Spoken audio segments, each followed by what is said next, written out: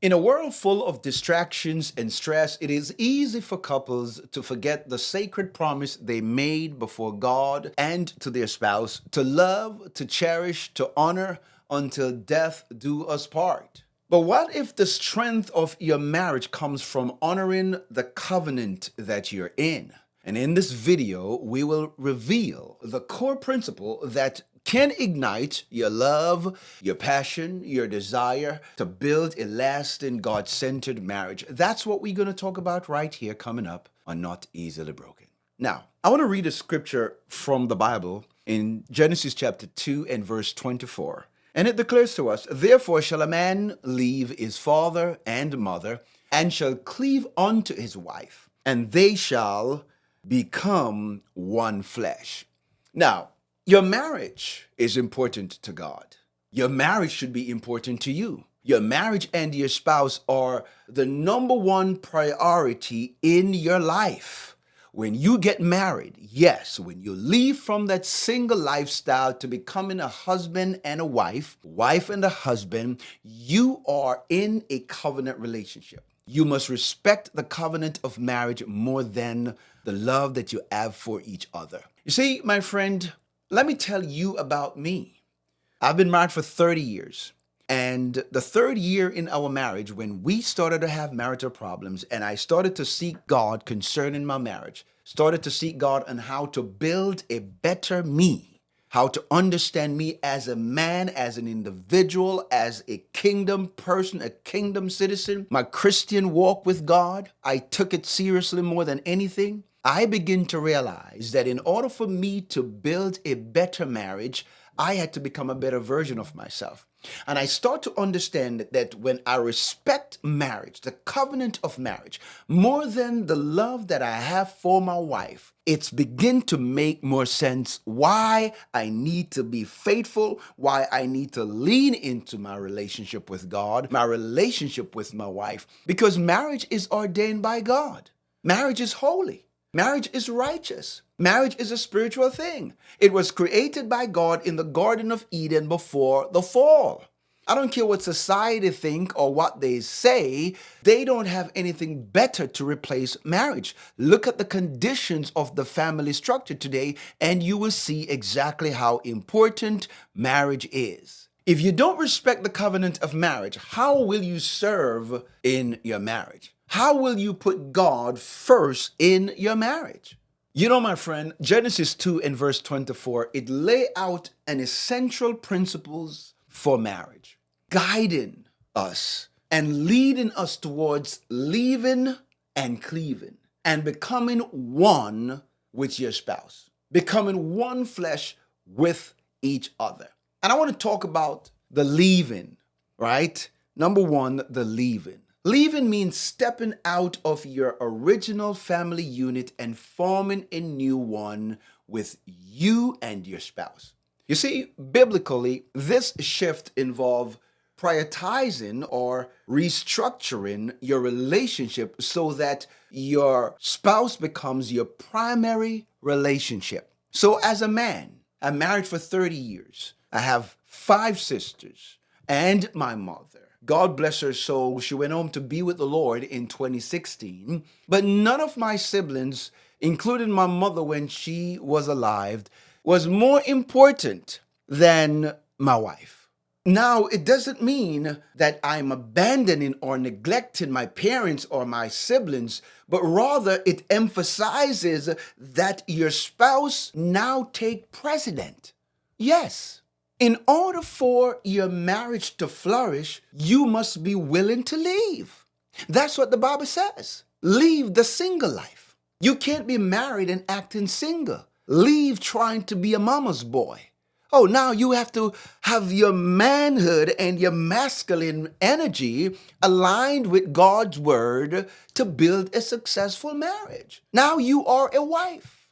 Someone else's life is now connected to your life. It matters how you show up in the marriage. It matters who you become while you are in marriage. I've often maintained that who you are is a reflection of the life you live. But who you become, it is based on you. You are now responsible for growing, responsible for growth, responsible for change, responsible for becoming the best version of yourself so that you can be fully equipped to love and to serve in your marriage. You must leave behind the whole tendencies and the bad habits and the ties of your past and place your marriage as the central relationship in your life. So you can't be married and thinking that you have to be with everybody. You got to be supporting everyone. No. Now you are living a lifestyle that is pleasing in the sight of God, leaning in the reality that you, my friend, have what it takes to be great. You have what it takes to honor your responsibility in the marriage. Number 2, cleaving. Cleaving is to hold tightly and stick firmly to one another. The two becoming one. The two now yoke and fuse together as one. You see, my friend, this term called you to the kind of commitment and the kind of dedication that keeps you closely knitted together. Even through life ups and downs, the challenges of life, you made a decision that I'm saying yes to you and no to everyone else. I'm saying I will to you and I won't to everyone else. You are not merging a family when you get married. You are literally leaving your family so that you can create a family of your own. Merging a family is not biblically sound. It is not scriptural. Bible tells us that wherefore shall a man leave his father and his mother. The thing about it is Adam and Eve did not have to leave a mother and a father because they didn't have biological parents. We do. So God was speaking to us. And that's what the Bible says, that you leave and cleave. Cleaving signify not only physical closeness, but also emotional, mental, spiritual unity in the marriage. You are called to support and stand by your spouse with loyalty, continuously working, strengthening each other, strengthening the marriage, bonding together, choosing each other daily. My friend, cleaving requires dedication and intentional effort to nurture and to protect your marriage. You see, the enemy wants to do nothing more than to separate you, to make you broken, to steal your joy, to make you don't add value to each other and stay close to the promise that God has given you. This is not easy to do, and that's why you need the help of the Holy Spirit. That's why you need to surrender your life to God. That's why you need to lean into the Lord. That's why you have to read the Bible daily and practice the principles that helps you to make marriage work. Point number 3, becoming one flesh. The Bible said, then the two shall become one flesh, and the two becoming one. When you become one flesh, you and your spouse are united in a profound way. This unity goes beyond the physical connection. It is about merging two lives together as one. It is about fusing together that you don't know the one from the other. Two individuals that decided that we are going to commit to loving and serving each other in this holy union called marriage. It is about merging your lives. It is about merging your dreams. It is about merging your finances. It is about merging your purpose. It is about merging everything as one.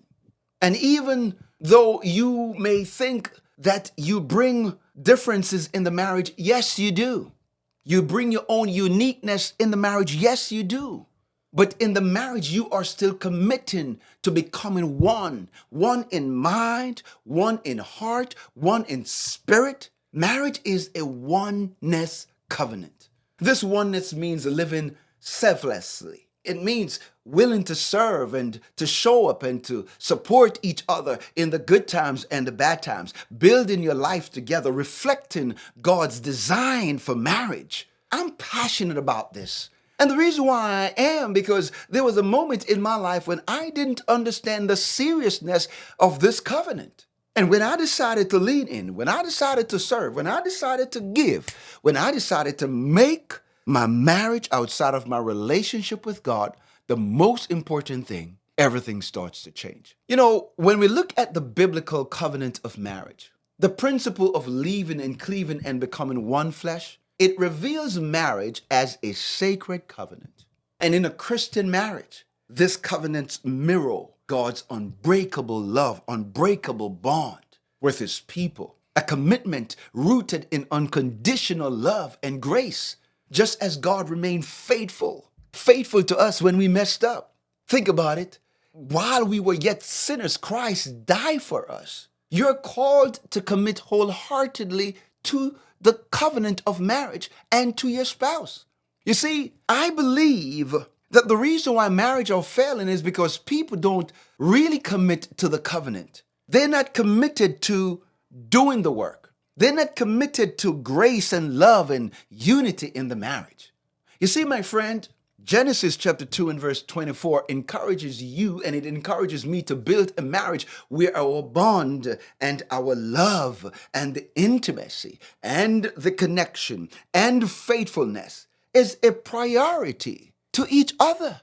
It's your priority to be committed to keeping this covenant holy and righteous. And when you and your spouse are united in purpose and in your visions and in your goals, and when you embrace these principles and you lay a solid foundation for a lasting marriage by saying, God, I want you at the center of it. You see, my friend, the secret to a lasting marriage isn't complicated. It's God's ordained. And without God, you will not have a successful marriage. Without the one who created marriage, you're not going to get very far by yourself. So, in order to embrace the beauty of leaving and cleaving and becoming one flesh together, you have to realize that you must experience a love that grows deeper, stronger, more joyful, more meaningful over the years by putting God at the center of your marriage. I know that this is not often what you'd like to hear. I know, because you think that marriage is some fancy IG reels and all the stuff that you see people do on exotic vacations and the kissing and all of that stuff. Let me tell you something. A matter of fact, in the next principle that we're going to teach, which is the final principle of making marriage work, is the educational level. We teach this, that love alone won't make your marriage work. So you need to watch that video coming up because it's going to help you. Love alone is not enough. So that's it for this video. Thank you so much for watching. I pray that you were blessed by it. And if you are, give this video a like. Please subscribe to this channel and check out this other video because this video is going to help you. It's going to teach you how to relationally connect with your spouse to build a successful marriage. God bless you. Until the next one.